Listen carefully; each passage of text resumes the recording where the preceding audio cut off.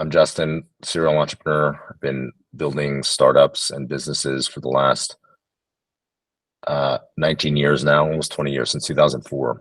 So, seen a bunch of different ways on the internet. Started a bunch of different companies. Some were successful, some were fiery craters in the ground. The one that people know about was called Twitch. Lets people watch other people play video games on the internet. Turned out to be a lot bigger than we thought. We've, kind of been through the whole entrepreneurship journey. So we started off as something very different, actually. It was like start off as me strapping a camera to my head and trying to create my own live reality show before there was really social media at all. And then that didn't really work. So we turned it into a live video site. And then from there, we noticed one of the things that people really love to do was play video games and share video game footage and have, and other people love to watch it. And so eventually kind of turned it into focused on a site that was exclusively focused on gaming. And in 2014, we sold that to Amazon for just shy of $1 billion. So that was, well, more successful than we ever imagined. And after that, started a bunch of different companies, invested in a lot of companies. I've invested in over 200 companies, some in e-commerce, some in DTC, different brands. And I'm also in the process actually of starting a D2C brand as well as my most recent company, which is called Rye. It's kind of relevant to e-commerce. Rye is kind of like you can think of it like Amazon Marketplace in an API. So we connect developers and e-commerce brands, merchants who are building products and selling products. And the idea is like, if you're a developer and you want to build a new e-commerce experience, like a live shopping app or some sort of creator commerce tool, or even just like a multi-brand store, kind of like Amazon, one of the things you have to do is merchandise it. You have to go and talk to a bunch of merchants, connect with them, figure out how to plug into their e-commerce backends and send them orders. And Rye is kind of like infrastructure to do all of that. We're like Stripe for drop shipping. So merchants are able to come connect to Rye, with like a Shopify plugin, and upload their inventory, and then developers who are creating new e-commerce experiences can sell their stuff. And so for developers, it's like a way to get access to inventory, and for merchants, it's a way to get access to customers. So there's lots of different use cases on Rye. Like people are making like a lot of creator commerce apps, like link in bios, allowing people to sell things natively. Social gifting apps, stuff like that. And so, kind of came up with this idea because we were really thinking about the e-commerce space. And actually, I was thinking about creating a store myself, like a multi-brand store, but we didn't really know what would work. And so we figured like, hey, there's all these people trying. At the same time, I was an investor, so I was a fund called Go Capital, investing in startups, and I saw that there were so many startups that wanted to add e-commerce into their apps, but it was complicated, and like a lot of them didn't have the resources to go like do all the sourcing of merchants and like figure out how to do it. So it was like they needed a solution for that, and so we decided to build Rye. When I'll tell you more about it later. But that's I guess maybe a little bit about like kind of my thoughts on D2C and e-commerce, which really tie in, I guess, to the story of Rye. It's like one of the things we notice is e-commerce is obviously, I don't need to tell you, it's like growing massively this last 20 years since I've been around anyways. We just passed a $1 trillion market cap in e-commerce. There's like a GMV, annual GMV, but there's like this stagnation. It's kind of like after this COVID explosion, we see it's kind of stuck in this like in the 20% of commerce. And I think for merchants particularly, it's a pretty difficult time. The like ability to target people directly has been kind of obliterated, after post Apple's changes. And what's happened is, all these traditional channels, like there's like two main channels right now, right? Like you have Amazon, and then there's like buying the customer directly via Google or Facebook. And both of them are effectively, like any sort of advertising based channel, is should be like a free market to extract 100% of your margin as the merchant, right? And so you've seen that, like, I think there was just this Wall Street Journal article I read from like a couple months ago that said that like Amazon's taking over 50% of the gross sale now, like for if they sell something on Amazon on average. And so like, and that's up from, I remember in like 2014, I read it and it was like 17% or something like that. It was like in the teens, you know, so it's basically tripled over the last 10 years. And they can do that because, you know, there's like tons of merchants and they basically, it's effectively a form of rent seeking where they like control what the customer sees and people just kind of automatically go to Amazon, you know. It's like the equivalent of, I don't know, like the downtown shopping area of online. And so, you know, I think our idea with Rye was like, can we create a third channel? An alternate channel that allows merchants to access like new ways of selling their product.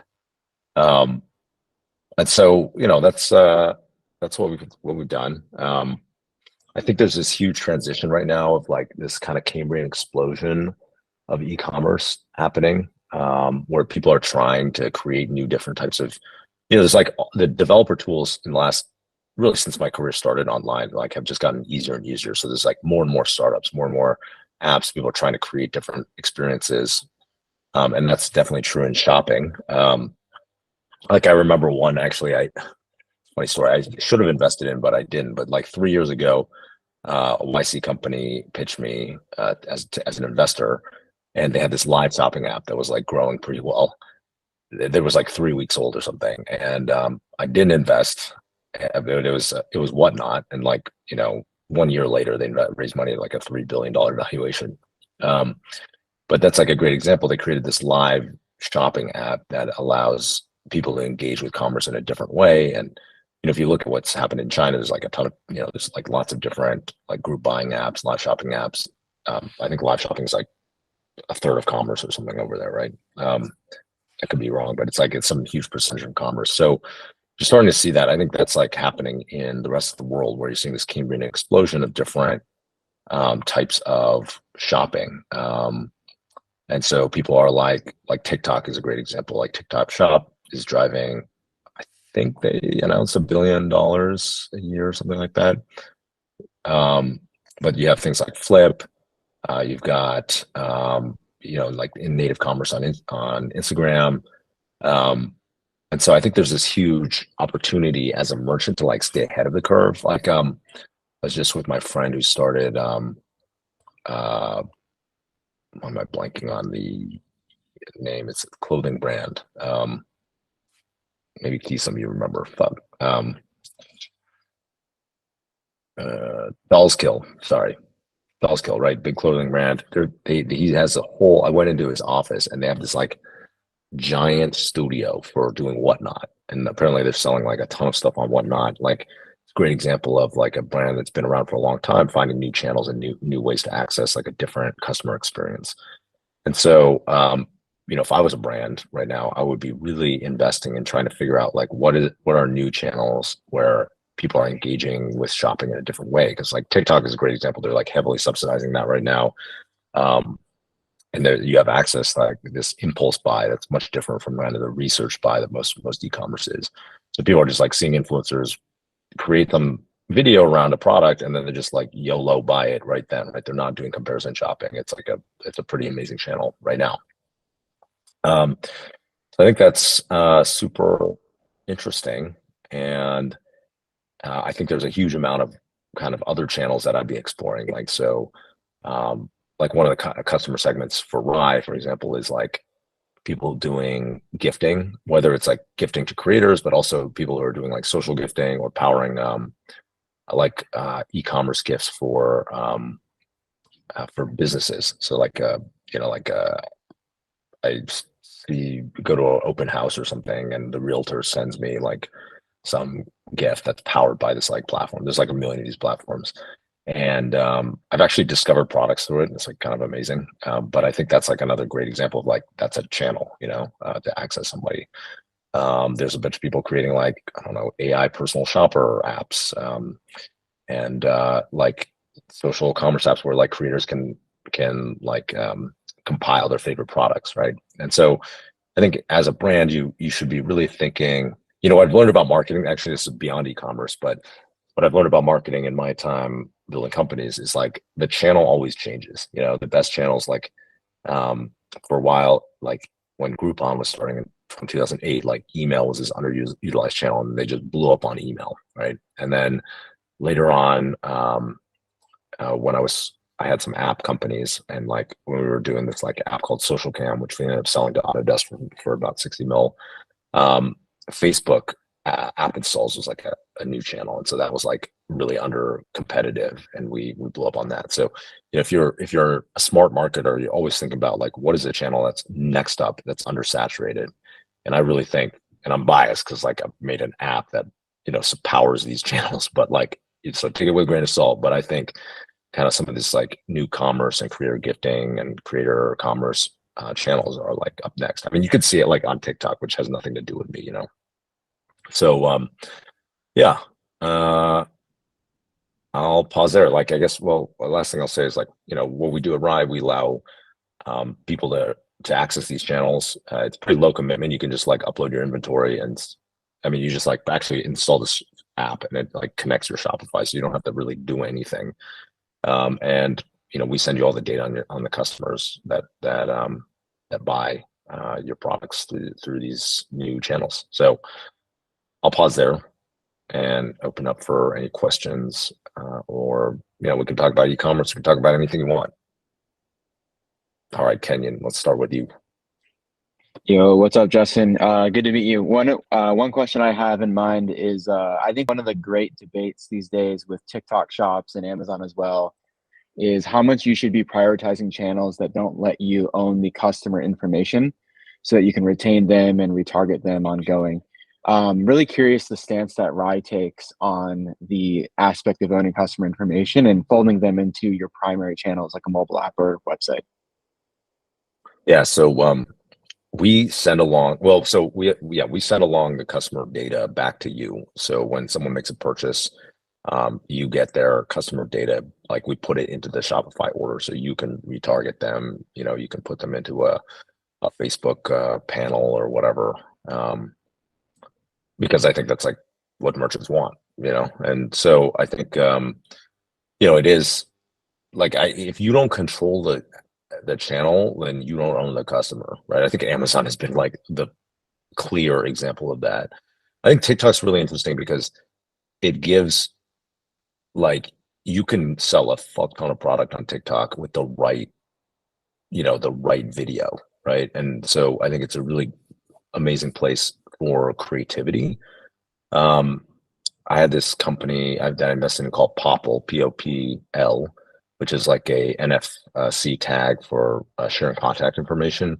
They blew up on TikTok with like a viral TikTok video. This is before TikTok Shop, so you couldn't actually even check out with it. I mean, they should maybe be back on TikTok now that I'm saying this right now. But like it's video is like a very compelling way to access the customer potentially for the first time. But I think it's I do think like it's not a long-term strategy. It's the channel will obviously get saturated over time, so you really want to build direct customer access. All right, who else? Any other questions? Hello, Wilson. Hey Justin, big fan of you guys. Yeah, I actually work in shipping and logistics, so wanted to have a question on that. In terms of drop shipping, are you guys managing any of that yourselves? And as drop shipping normally, it's long transit times, and customer satisfaction on that is pretty bad, and returns.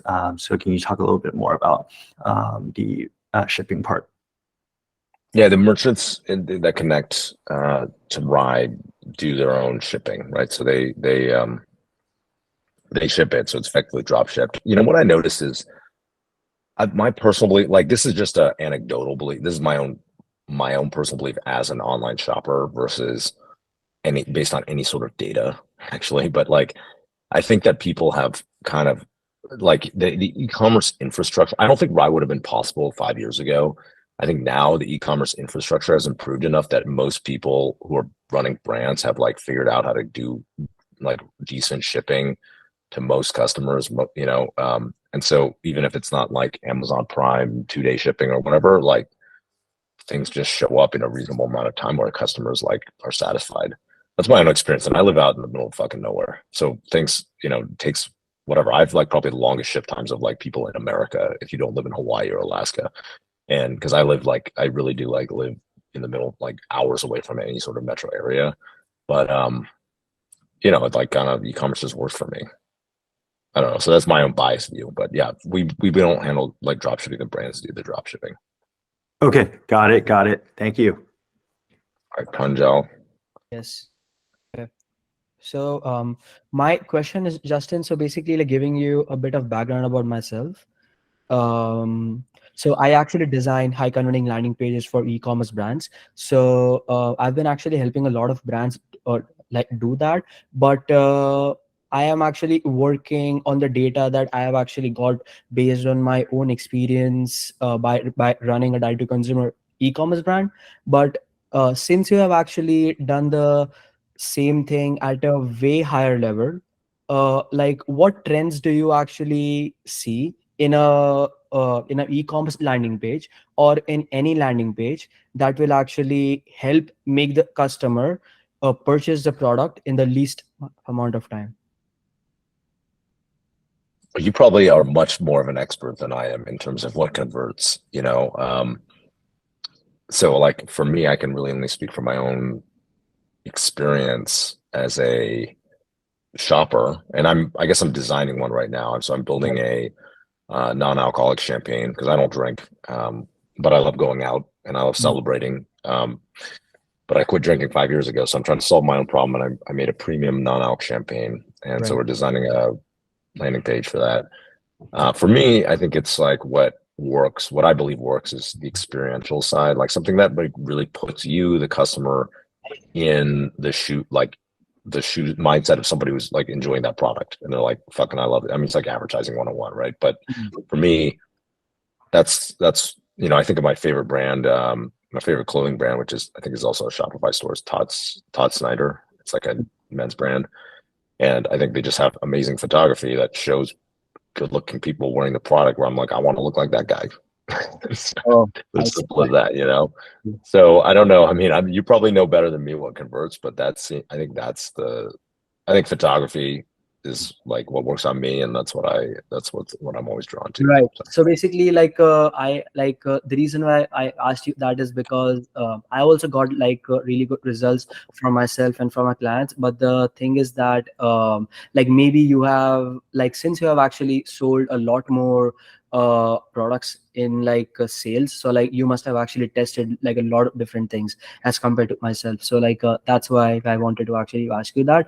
But yes, like you said that like photography, then the messaging actually, like yeah, like that is the best thing to actually showcase on a LP. So like that's There we like go. that was my question. Yeah. Amazing. Jai. Hey, Justin. So I've basically been looking at I'm a developer, worked in e-commerce for a few years with Tapcart. And I've been looking at your docs, and I'm curious if you guys do the checkouts. So if there was like a online store experience. Yeah, we do checkout. Like it's white label checkout. That's kind of the point. So we have a partnership with Shopify and actually with Amazon also. So we power checkout, like complete white label checkout on our through our thing. So like a developer, if you want to make like say a Twitch extension that allows someone to like buy the product right there, like in a frame. They don't have to like, it's not an affiliate, you don't have to click and go somewhere. We power the checkout completely. Got it. And so even you can make if a completely white label experience. Yeah. So even if that is like a multi-platform checkout, so if there is a Amazon product that somebody might want to buy and a Shopify brand product, can they do? Yeah, you can do a multi brand, right? Like a multi Shopify store, right? Or multi, like an Amazon and Shopify check, like one cart, and it's like the user doesn't know, the end user doesn't know anything about Rye. They don't have to know about Rye. They don't know who's fulfilling the product. Okay, got it. So guess the follow-up to that is, if you're a marketplace who's facilitating something like this, and let's say we power checkouts with Rye, and the payment, then I'm assuming the payment is happening on the marketplace side, right? So would the marketplace be liable for, let's say, like the sales tax remittance and stuff? Yeah, so either we can be the merchant of record for some customers, or sometimes that you want to be. So okay. Yeah, and I can, if you email me afterwards, happy to like dive in more.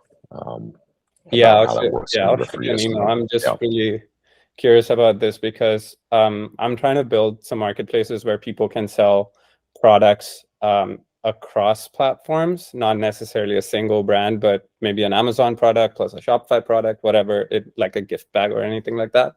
And yeah, I was always curious because I didn't want to deal with any of the marketplace legal accounting logistics, and rather like push it forward to the brands that are actually shipping, fulfilling the product. Yeah, I'll shoot you an email. Cool. Look forward to talking. Awesome. Thanks. All right. Kenan, did you raise your hand again? Funny enough, I was going to ask the same thing about sales tax. Great. That's what came to mind immediately. All right. Who else is there? Hey, Nick. Hey, Justin. Quick question. So I just started an e-commerce brand recently, and after you mentioned that, or since you brought up the point that there were a lot of new distribution channels, how would you split your attention, your energy, and your money between the new distribution channels like TikTok and the older ones like Facebook and Google?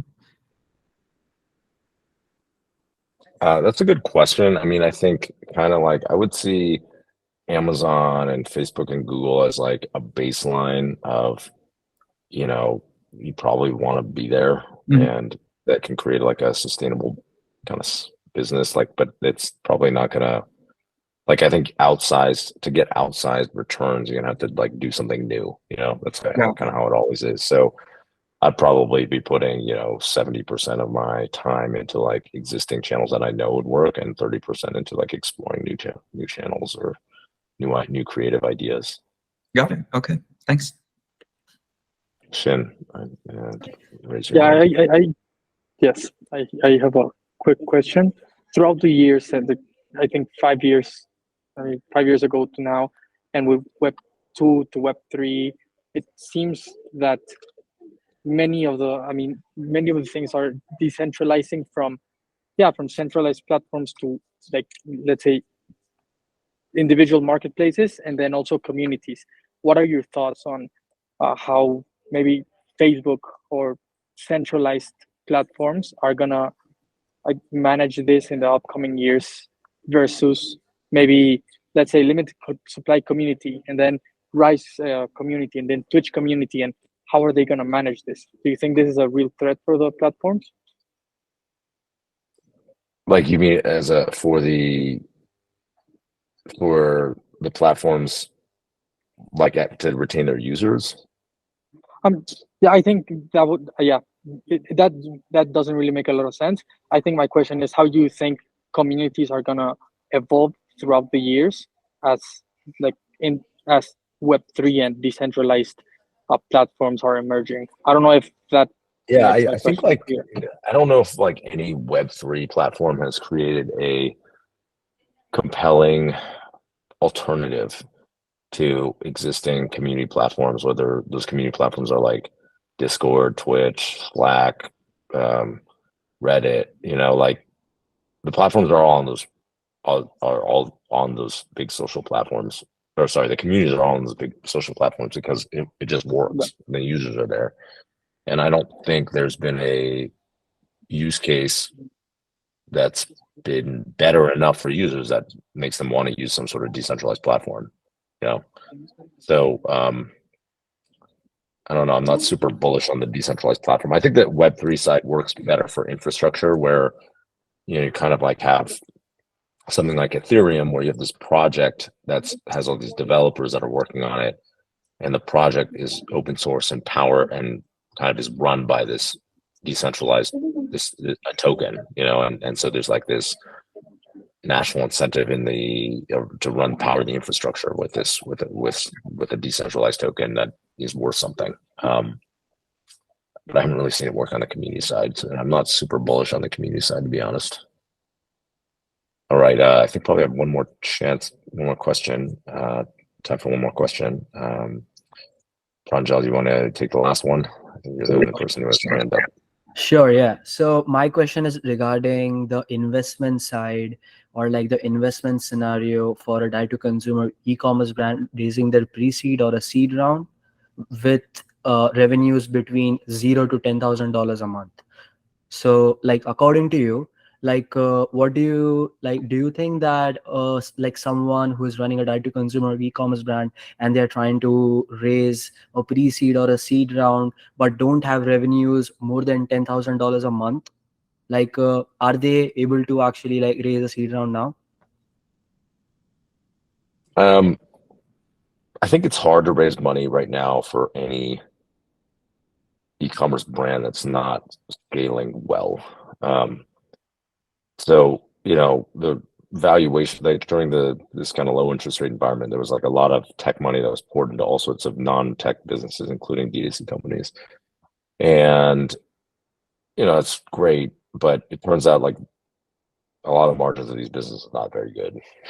So Right. the valuations have been pretty crushed on the private side. I think you can always raise a seed round from friends if you really compel them with your great vision, or they love you, or they love your product. So, I'm not saying it's impossible, but I think it's like a pretty tough market right now, to be honest. Right. You know Like why? just post, yeah. Go ahead. I see. You know why I was actually asking? Because I actually raised a pre-seed round for my own startup in 2021. I was able to only raise like $33,000 USD for my travel brand, and my main competitor was Away Travel. Probably you would have heard about that brand, Away Travel. So Away Travel actually raised $2.5 million in seed round in 2015 from Forerunner Ventures without a single dollar in like let's say revenue.